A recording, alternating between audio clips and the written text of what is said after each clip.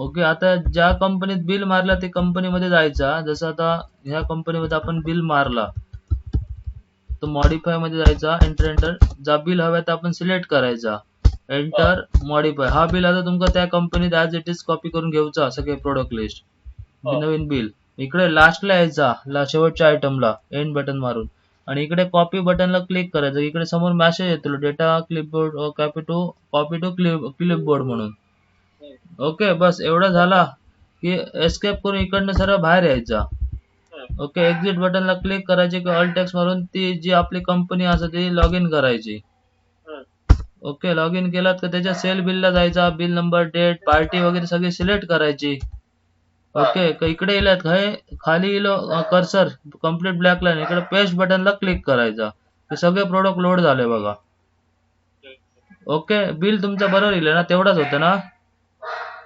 बस मग regular save करा, सगळे प्रोडक्ट तुमचे कॉपी होतले. फक्त काय आता same product as it is copy केले त्यामुळे परफेक्ट होतले. मग आता जेव्हा नवीन एखादं प्रोडक्ट तुम्ही ऍड करणार त्यावेळी सेम नावाने दोन्ही कंपनीमध्ये ऍड करायचा. हा, समजलात ना. बस नवीन प्रोडक्ट ऍड इकडे करू शकतो आपण. हो हो, दोन्ही मग तेच नाव सेम तिकडे कॉपी पेस्ट करायचं त्या कंपनीमध्ये पण. ओके ओके, तिकडे त्याचा दुसरा विषय काय म्हणताय मी, तोच असता ना. आवाज तुमचा ब्रेक होता जरा. हॅलो, आता येता? हा, आता येता. काय म्हणतो, मॅन्युअली चेंज करूक मिळत काय? हो, पण तो एका एका वेगळं लागतं. हैसा तुमका चेंज करूचा असत ना. एक मिनिट, बघा काय करूचा. प्रोडक्ट तुम्ही ऍड करता ना, क्वांटिटी वगैरे इथे ना, क्वांटिटी किंवा रेट वर इथे इथे F2 बटन दाबायचे इथे. इथे मला इथे तुम्ही इथे जीएसटी चेंज करू शकता, जीएसटी जीएसटी. आणि इथे हे टॅक्सेबल ठेवलं पाहिजे, पी ऐवजी टी. आणि इथे टाकायचं किती, 9 + 9 किती हवा तो.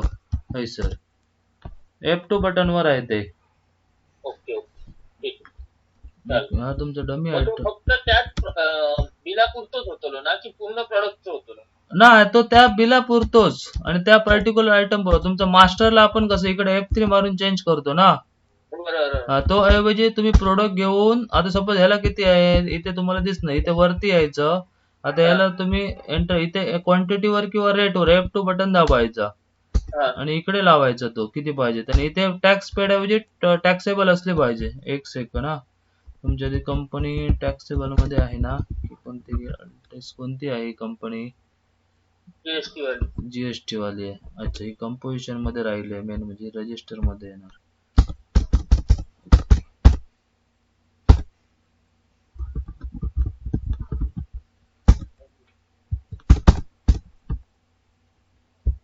Okay, hello. बघा आता तुम्ही जेव्हा बिल मारायला जाल ना, तुमचा काय असेल तर प्रोडक्ट घ्यायचा. Okay, enter quantity. इथे तुम्ही क्वांटिटी का रेट वर F2 बटन दाबून तो चेंज करा. इथे 6-6-12 आहे बघा. त्याऐवजी तुम्हाला का 9-9-18 करायचं तर 9-9-18 ऑटोमॅटिक येणार तिथे. तर मॅन्युअल टाका, हे त्या बिलापुरतं चेंज होणार तुमचं.